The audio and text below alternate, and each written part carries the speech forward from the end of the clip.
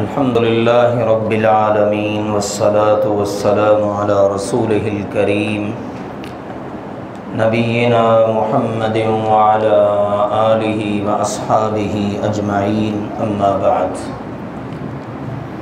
آج اللہ کے فضل و کرم سے قیام اللیل نماز تراویح میں تیسرا پارہ مکمل پڑھا گیا۔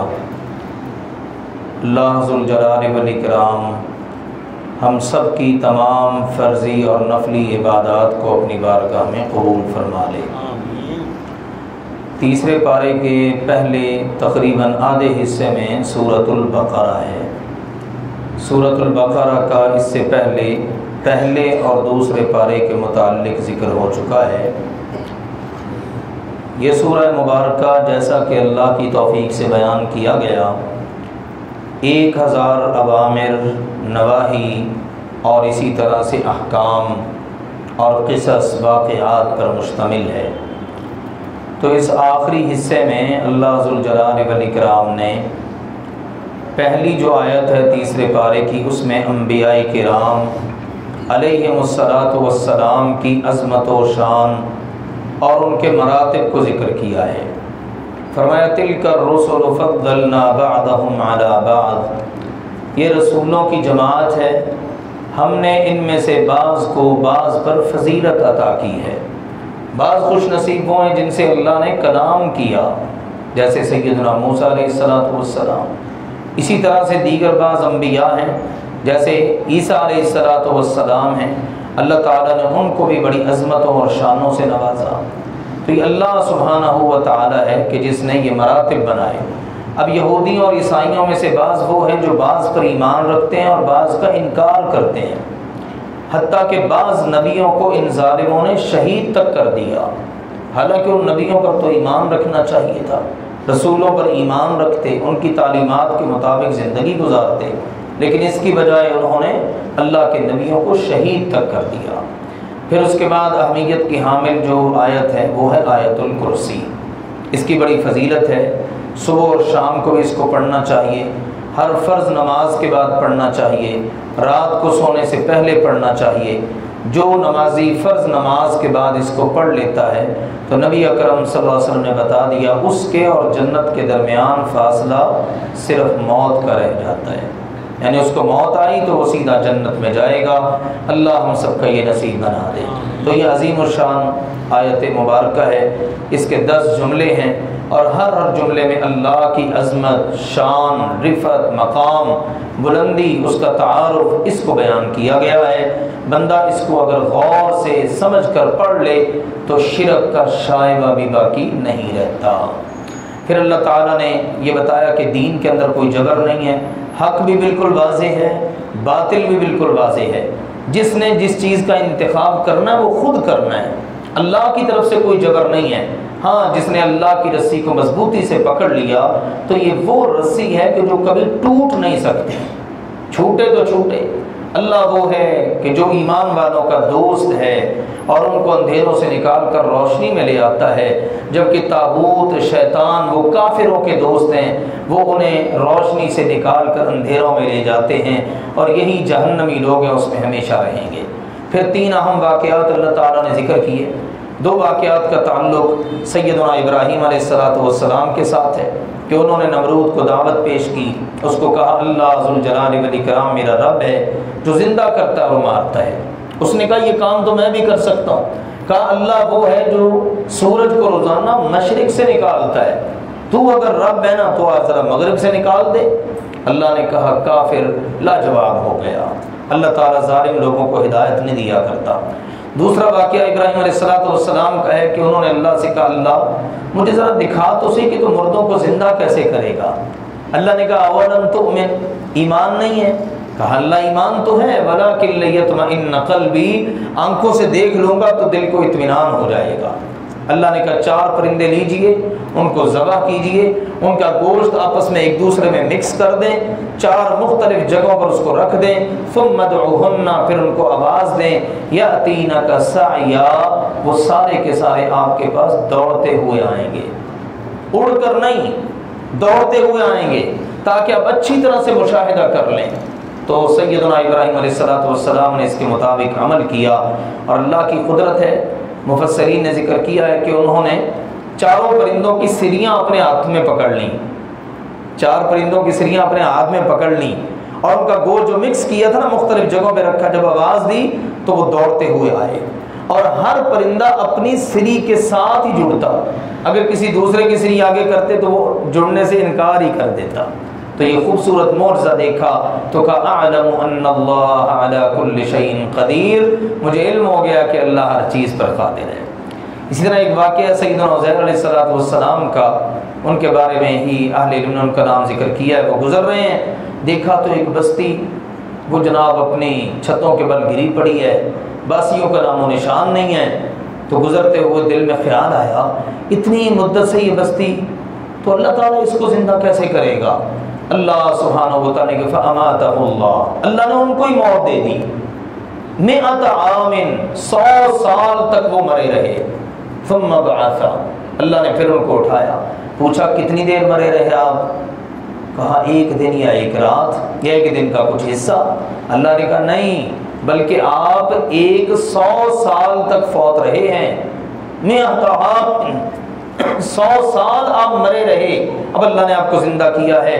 دیکھیے جس گدھے پر آپ جا رہے تھے وہ بھی اب آپ کے سامنے بنے گا، اور یہ جو کھانا آپ نے لیا ہوا تھا اپنے ساتھ نا، اللہ نے اس کو بوسیدہ تک نہیں ہونے دیا۔ پھر اللہ نے ان کے سامنے اس گدھے کے سارے اعضاء کو جوڑا، اس کی ہڈیوں اور ان کے اوپر گوشت کو چڑھایا۔ جب انہوں نے بھی یہ منظر دیکھا تو پھر یقین کر لیا کہ اللہ سبحانہ و تعالیٰ صدیوں پہلے مر جانے والوں کو بھی دوبارہ زندہ کرنے پر قادر ہے، اللہ وہ ہے۔ تو ان واقعات سے اللہ پر ایمان بڑھتا ہے، اس کے اندر اضافہ ہوتا ہے، بندے کا اللہ کے ساتھ تعلق جڑتا ہے۔ پھر اسی تناظر میں اگلا جو موضوع ہے بالتفصیل وہ ہے اللہ کی راہ میں خرچ کرنا، ٹھیک ہے۔ اس یعنی پارے کی دوسری آیت سے شروع ہوتا ہے ایمان والو اللہ کی راہ میں خرچ کرو وہ جو ہم نے تمہیں دیا ہے۔ اس دن سے پہلے جس دن کوئی رشوت نہیں چلے گی، کوئی سفارش نہیں چلے گی، کوئی خرید و فروخت نہیں ہوگی، اللہ سے ڈرتے ہو تم یہ عمل کرو۔ پھر اس کے فضائل و مناقب میں جو اللہ کی راہ میں 1 خرچ کرتا ہے اللہ بدلے میں 700 عطا کرتا ہے۔ تم خرچ کرو، اللہ تم سے وعدے کرتا ہے کہ اللہ تمہیں غنی کر دے گا، شیطان تمہیں فقیری کے وعدے دے گا، ڈرائے گا، دھمکائے گا کہ نہیں خرچ کریں گے تو پتہ نہیں کیا بن جائے گا۔ شیطان کے وعدوں پر یقین نہ کرو بلکہ اللہ کے وعدوں پر یقین کرو۔ اسی طرح ایمان والو احسان جتلا کر، تکلیف دے کر، تم نے اپنے صدقات کو ضائع نہیں کرنا کہ جس کو دو تو اس کے بعد احسان جتلاتے پھرو کہ میں نے تمہیں دیا تھا، میں نے تمہاری ہیلپ کی تھی، مدد کی تھی، یا اس کو تکلیف دو۔ اللہ نے کہا ایسا بالکل نہیں کرنا، بلکہ جو کرو صرف اللہ کی رضا کے لیے، ابتغاء مرضات اللہ، اللہ کی رضا کے لیے خرچ کرنا ہے۔ پھر مثالیں دے دے کر باتیں سمجھائیں کہ جو بندہ باطل طریقے سے مال خرچ کرتا ہے نا، یا صدقہ کرتا ہے احسان جتلا کر، تکلیف دے کر، وہ ایسے ہی ہے کہ جیسے کسی بالکل چٹان کے اوپر بارش پڑتی ہے تو ساری کی ساری مٹی کو بہا کے لے جاتی ہے۔ اس کے بعد جو اللہ کی رضا کے لیے کرتا ہے اس کی مثال ایسے ہے کہ جیسے بلندی کے اوپر ایک باغ ہے، وہاں پر اگر ہلکی پھلکی بارش بھی ہو جائے نا تو باغ اپنا پھل دگنا دیتا ہے۔ تو بالکل اسی طرح سے جو اللہ کی رضا کے لیے خرچ کرتا ہے نا، اللہ اس کو کئی گنا اجر و ثواب عطا کرے گا۔ پھر یہ بات بھی چلتے چلتے سمجھا دی کہ کبھی یہ نہ سوچنا کہ ہم نکمی چیز اللہ کی راہ میں خرچ کر دیں، خود لینے کے لیے تم تیار نہیں ہوتے، اس کو اس کا ارادہ بھی نہ کرنا، کیونکہ اللہ کے ہاں نکمی چیز قابل قبول نہیں ہے کہ ردی چیز انسان کہے کہ اللہ کو دے دوں اور اچھی اور عمدہ چیز خود استعمال کر لوں۔ اللہ نے کہا یہ طبیعت اور یہ فطرت نہ بننا۔ پھر اس طرح کن لوگوں پر خرچ کرنا ہے ان کا تعارف کرا، وہ لوگ کہ جو مانگتے نہیں ہیں، ہاتھ نہیں پھیلاتے، آپ ان کے چہرے سے دیکھ کر پہچان جاتے ہیں، وہ کسی سے چمٹ کر سوال نہیں کرتے کہ روزانہ صبح و شام سوالات کر رہے ہیں، پیچھے پڑے ہوئے ہیں کہ جناب نہیں دو اور لے کر ہی رہے، نہیں، اللہ نے کہا نا یسألون الناس الحافا، چمٹ کر سوال نہیں کرتے بلکہ اپنی ضرورت بوقت ضرورت اگر رکھتے بھی ہیں کبھی تو بڑی خفت کے ساتھ، شرمندگی کے ساتھ، عام طور پر بندہ ان کے چہروں سے دیکھ کر ہی پہچان جاتا ہے۔ تو جو لوگ اللہ کی راہ میں دن رات خرچ کرتے ہیں اللہ تعالیٰ ان سے وعدہ کرتا ہے کہ ان کے لیے بہت بڑا اجر ہے، اللہ کی طرف سے مغفرت ہے۔ اس کے برعکس انسان چاہتا ہے کہ میرا مال بڑھ جائے اور اس کے لیے مختلف حربے استعمال کرتا ہے، کبھی رشوت کا راستہ، کبھی سود کا راستہ۔ سود کی قباحت اللہ نے ذکر کی ہے، سود کو اللہ مٹاتا ہے، صدقات کو اللہ پروان چڑھاتا ہے۔ اگر تم یہ چاہتے ہو کہ تمہارے مال میں اضافہ ہو تو سودی لین دین کبھی نہیں کرنا۔ اے ایمان والو، اللہ سے ڈر جاؤ اور سودی معاملات بالکل چھوڑ دو۔ ہاں تمہارا جو اصل مال ہے وہ تم لے سکتے ہو، اگر تم سودی معاملات سے باز نہیں آتے تو بس سیدھے سیدھے اللہ اور اس کے رسول سے اعلان جنگ کر دو۔ اس دن سے ڈرو جس دن تم سب نے اللہ کی بارگاہ میں جمع ہونا ہے، پھر اللہ نے ایک ایک چیز کا بدلہ اور حساب برابر کر دینا ہے۔ پھر معاشرے کی ایک اہم ضرورت ہوتی ہے، کسی غریب کی مدد کے لیے بعض اوقات صدقہ خیرات کی گنجائش نہیں ہوتی، تو اللہ نے وہاں پر یہ بتایا قرض کا لین دین کر لو، اپنے بھائی کو قرض دے دو۔ اگر تمہارے اندر مستقبل میں جا کر اتنی ہمت اور استطاعت ہو جائے کہ تم اپنے بھائی کو معاف کر سکتے ہو تو معاف کر دینا، مگر نہ اس سے اپنا قرض واپس لے لینا، لیکن اس قرض کے اوپر سود نہیں لینا۔ اور دوسرا معاملہ تم نے یہ کرنا کہ جب قرض کا معاملہ کرو، لین دین کرو، تو اس کو لکھ لیا کرو، اور 2 افراد کو مسلمانوں میں سے گواہ بنا لیا کرو۔ اگر 2 مرد نہ ملیں تو 1 مرد اور 2 عورتوں کو گواہ بنا لو، اور کبھی بھی اس بات میں شرمندگی محسوس نہیں کرنی کہ تم معاملات کو لکھ لو۔ ہاں نقد و نقد معاملہ ہو تو نہ بھی لکھو تو کوئی حرج نہیں۔ مثلا آپ نے پیسے لیے، چیز فروخت کر دی، اس کے ہاتھ میں چیز دے دی، نقد و نقد معاملہ ہو گیا تو اللہ کہتا ہے نہ بھی لکھو تو کوئی حرج نہیں۔ پھر اسی طرح ایک معاملہ تھا مالی گروی کا، وہ ہوتا پہلے یہ تھا کہ سفر کے اندر اس کی اجازت ہے، وَإِن كُنتُمْ عَلَىٰ سَفَرٍ، اگر تم سفر پر ہو، نقد لین دین کی نوبت نہیں آ رہی یا اس کی کوئی ضرورت نہیں پڑ رہی کہہ لیں، یا اسی طرح سے ادھار معاملات نہیں بن رہے، تو پھر تم بطور زر ضمانت کے کوئی چیز بطور امانت رکھ دو اور اس آدمی سے پیسے لے لو، ضرورت کی چیز لے لو، تو تم پھر اس کو استعمال کرو۔ جس وقت تمہارے پاس وہ چیز واپس کرنے کے لیے ہو تو وہ امانت جو تمہارے پاس تھی نا وہ واپس کر دو۔ یہ تھا تصور گروی کا۔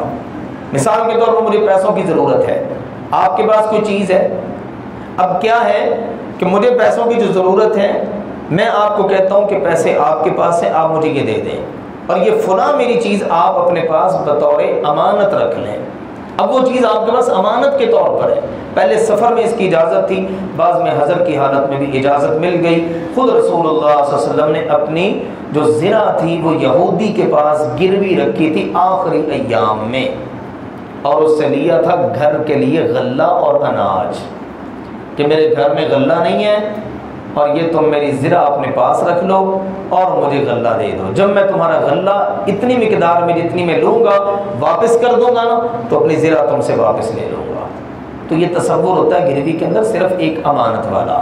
یہ جو ہمارے یہاں چکر چل گئے نا، مکان بھی دکانیں بھی گروی پر چڑھائے جا رہے ہیں، لیے جا رہے ہیں، کرایہ کم کر دو جی، چلو اتنا بنتا ہے، ایڈوانس میں اتنا دے دو، یہ سارے کے سارے سود کے معاملات ہیں، اور ان کے اندر شرائط اس قسم کی ہوتی ہیں جو گروی کے معاملات میں پوری نہیں ہوتی۔ قرآن کے الفاظ ہیں فَلْيُؤَدِّ الَّذِي اؤْتُمِنَ أَمَانَتَهُ، جہاں گروی کا ذکر ہوا نا، وہ اللہ نے کہا جس کو امین بنایا گیا ہے اس کے پاس جو امانت رکھی گئی تھی نا وہ اس کو واپس کر دے۔ اب امانت استعمال میں نہیں آتی، امانت کو استعمال نہیں کیا جاتا۔ یہ نہیں کہ آپ نے گروی پر مکان لیا ہے، اب وہ چونکہ آپ کے پاس امانت ہے، ویسے ہی معاملات بڑے عجیب ہوتے ہیں۔ مکان ہے مثلا 50 لاکھ کا اور پیسے کتنے لیے جا رہے ہیں 5 لاکھ، یعنی کوئی آپس میں موازنہ ہی نہیں بنتا۔ تو بہت ساری قباحتیں، اس لیے اہل علم کہتے ہیں کہ موجودہ دور کے اندر ایسا گروی کا کوئی معاملہ نہیں کرنا چاہیے۔ پھر آخر میں اللہ تعالیٰ کی اس پیاری جو کتاب ہے، اس کی پہلی سورۃ البقرہ میں آخری 2 آیات وہ ہیں جن کا پہلے ذکر ہو چکا ہے کہ یہ اس امت کے لیے ایک تحفہ ہے، ایک گفٹ ہے۔ جو جو پڑھا جائے گا اس کا حرف، اللہ ہر حرف کے بدلے میں بندہ جو مانگتا چلا جائے گا اللہ عطا کرتا چلا جائے گا۔ اور اس کی فضیلت یہ 2 آخری آیات وہ ہیں کہ بندہ اگر ان کو رات کو پڑھ کر سو جائے تو یہ 2 آیات اس کے لیے کافی ہو جاتی ہیں۔ بلکہ رسول اللہ صلی اللہ علیہ وسلم نے فرمایا اللہ تعالیٰ نے اس کائنات کے بنانے سے تقریباً 2000 سال پہلے ایک کتاب لکھی، اس کتاب میں سے اللہ نے یہ 2 آیات اس قرآن پاک میں اتاری ہیں۔ کائنات کو بنانے سے پہلے، آسمان و زمین کو بنانے سے پہلے، ہزاروں سال پہلے ایک کتاب لکھی گئی اور وہ ہے لوح محفوظ۔ اس میں سے بالخصوص ان 2 آیات کا انتخاب کر کے اس امت کو یہ 2 آیات دی گئی ہیں، یہ حفاظت بھی کرتی ہیں، اور ان کو پڑھا جائے تو اللہ ذوالجلال والاکرام ان کے پڑھنے پر بندہ جو مانگتا چلا جاتا ہے اللہ عطا کرتا چلا جاتا ہے۔ اس کے بعد میرے عزیز و سورت آل عمران، عمران علیہ السلام کی آل کا ذکر ہے، اس مناسبت سے اس کا نام ہے سورۃ آل عمران۔ نجران کے اندر، نجران ایک ایریا ہے، وہاں پر عیسائی آباد تھے۔ جب نبی اکرم صلی اللہ علیہ وسلم مکہ سے ہجرت کر کے مدینہ چلے گئے، اب اسلام پھیلتا چلا گیا تو نجران تک بھی خبر پہنچی کہ مدینہ میں ایک نبی ہے جو اسلام کا دعویٰ کرتا ہے اور لوگ مسلمان ہو رہے ہیں۔ تو 3 ہجری میں نجران کے لوگوں نے اپنے علماء پر مشتمل ایک وفد مدینے بھیجا، تو نبی اکرم صلی اللہ علیہ وسلم نے ان کو اپنی مسجد نبوی میں ٹھہرایا، وہیں پر ان کا اسٹے تھا تاکہ یہ اپنی آنکھوں سے اسلام کی حقانیت کو دیکھیں۔ نبی پاک کیا کر رہے ہیں، صحابہ کرام کیا کر رہے ہیں، ان کے معمولات زندگی کیا ہیں، عبادات کیسی ہیں، اسلام کا مرکز و محور مسجد کیسا ہے، یہ ساری کی ساری چیزیں۔ پھر اس کے بعد ان کی نبی اکرم صلی اللہ علیہ وسلم کے ساتھ بات چیت ہوئی، مکالمہ ہوا، باس مباحثہ ہوا، لمبی چوڑی گفتگو ہوئی عیسیٰ علیہ السلام کے مقام و مرتبے کے لحاظ سے، اسلام کی حقانیت کے لحاظ سے۔ آخر کار بات یہاں تک پہنچی کہ بھئی اگر تم ہماری بات نہیں نہ مانتے تو پھر ہم تم سے مباہلہ کرنے کے لیے تیار ہیں۔ مباہلہ کا مطلب یہ ہے کہ ہم اپنے بچوں کو، اپنے بیٹوں کو اور اپنی اولاد کو، اپنی عورتوں کو لے کر کھلے میدان میں آ جاتے ہیں، تم بھی آ جاؤ، اور اللہ سے دعا کرتے ہیں فَنَجْعَلْ لَعْنَةَ اللَّهِ عَلَى الْكَاذِبِينَ کہ یا اللہ جو جھوٹا ہے اس پر تیری لعنت ہو۔ یہ مباہلہ کرنے کے لیے تیار ہے۔ تو اس وقت عیسائی جو ہے نا وہ گھبرا گئے، ڈر گئے کہ اگر واقعی یہ نبی سچا ہوا تو ہمارا تو کچھ بھی نہیں رہے گا، لہذا وہ پھر اس سے پیچھے ہٹ گئے۔ تو پھر ان کو دعوت دی گئی کہ چلو آؤ، اختلافی باتوں کو چھوڑو، جو ہم سب کی اتفاقی بات ہے اس پر آ جاؤ۔ تعالوا الی کلمۃ سواء بیننا وبینکم، ہمارے تمہارے درمیان جو متفق چیز ہے نا اس پر آ جاؤ، اور وہ کہ اللہ نعبد الا اللہ، ہم سب ایک اللہ کی عبادت کریں، اس کے ساتھ کسی کو شریک نہ بنائیں۔ تو آ جاؤ اس بات پر۔ لیکن وہ لوگ اس بات پر بھی نہ آئے، بلکہ الٹے اعتراضات طرح طرح کے کیے۔ عیسیٰ علیہ السلام کی الوہیت کا دعویٰ کر دیا، ابراہیم علیہ السلام کے بارے میں کہا کہ نہیں وہ تو یہودی تھے، عیسائیوں نے کہا نہیں وہ تو عیسائی تھے، اللہ نے بتایا نہیں نہ وہ یہودی تھے نہ عیسائی، بلکہ وہ تو یکسو مسلمان تھے، اور اس نبی محمد کریم صلی اللہ علیہ وسلم کا اور مسلمانوں کا ان کے ساتھ تعلق ہے، اور ہر اس شخص کا ابراہیم علیہ السلام سے تعلق ہے جو ان کا پیروکار ہے۔ تو یہ وقوع اور واقعہ وہ اس سورہ مبارکہ کے اندر ذکر کیا گیا۔ ابتدا میں اللہ تعالیٰ کی وحدانیت کا ذکر ہے، اللہ تعالیٰ کی عظمتوں کا ذکر ہے، قرآن پاک کی عظمت و شان کا ذکر ہے۔ اللہ سبحانہ و تعالیٰ آسمانوں میں بھی زمین میں بھی کوئی چیز ایسی نہیں جو اللہ سے مخفی ہو۔ اللہ انسان کو پیدا کرتا ہے، انسان کے لیے کیا کچھ اللہ نے بنا دیا، اللہ نے ہی یہ کتاب اتاری ہے۔ مقصد یہ سمجھایا گیا ساری کائنات کا خالق و مالک اللہ ہے، انسانوں کا بھی خالق و مالک اللہ ہے، تو انسانوں کو اللہ کے علاوہ کسی اور کی غلامی اختیار نہیں کرنی چاہیے۔ یہ ہے اصل پیغام جو ابتدائی رکوعات کے اندر دیا گیا ہے۔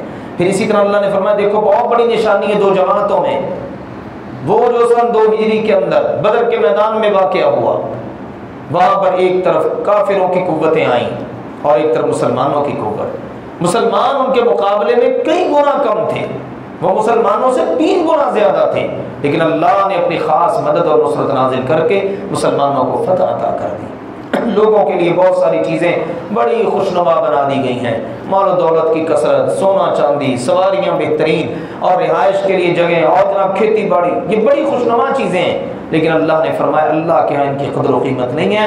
آؤ تمہیں بتاتے ہیں کہ اللہ کے ہاں بہترین چیز کیا ہے، وہ ہے جنت۔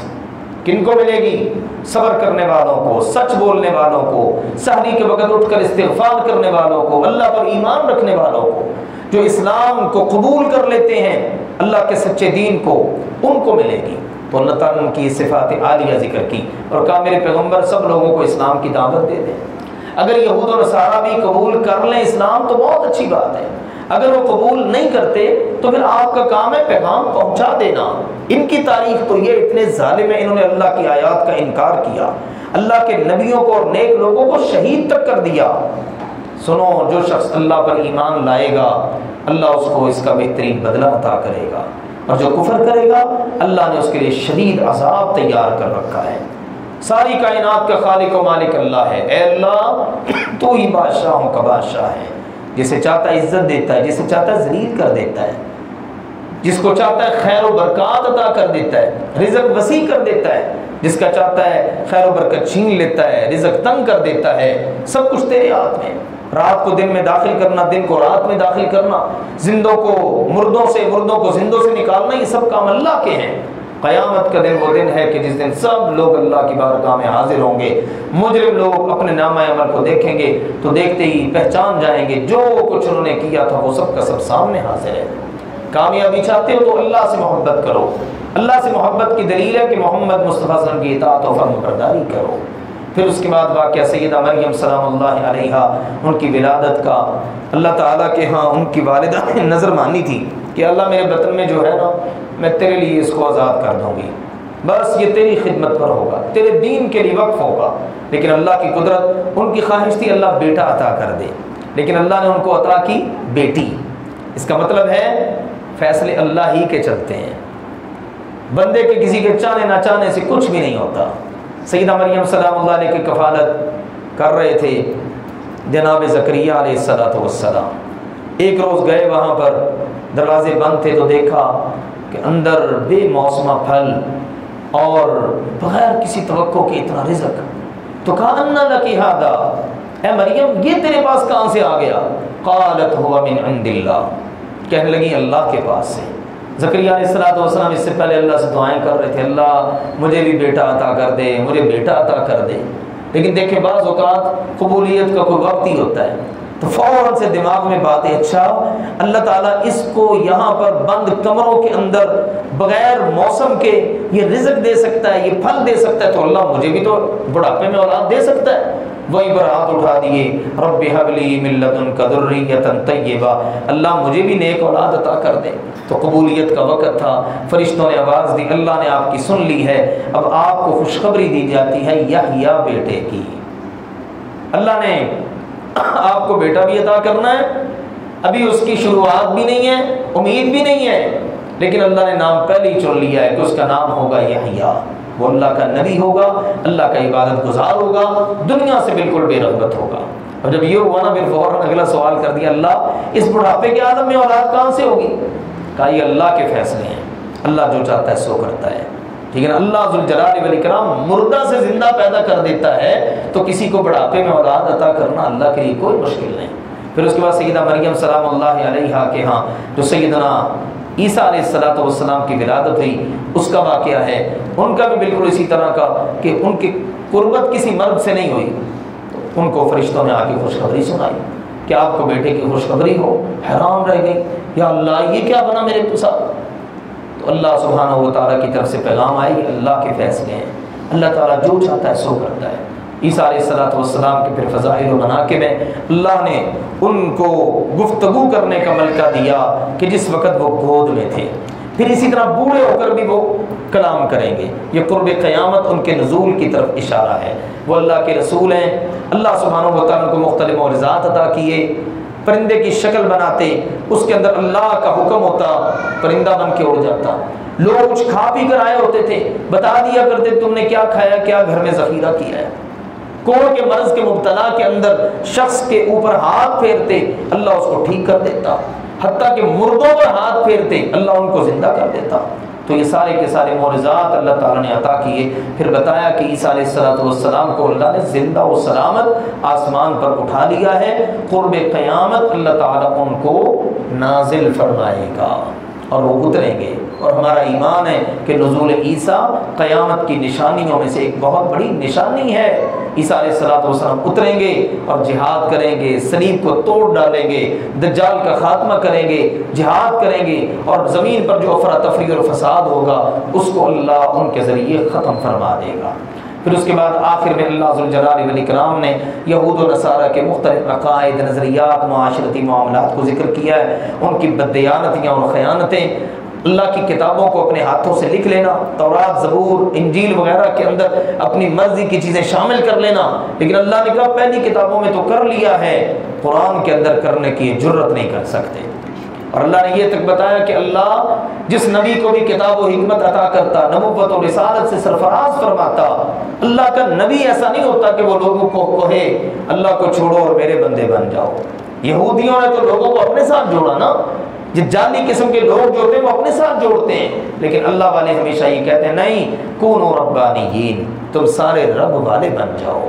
پھر عیسیٰ علیہ السلام کی دعوت، دیگر نبیوں کی دعوت کہ ہر ایک نے یہی کہا۔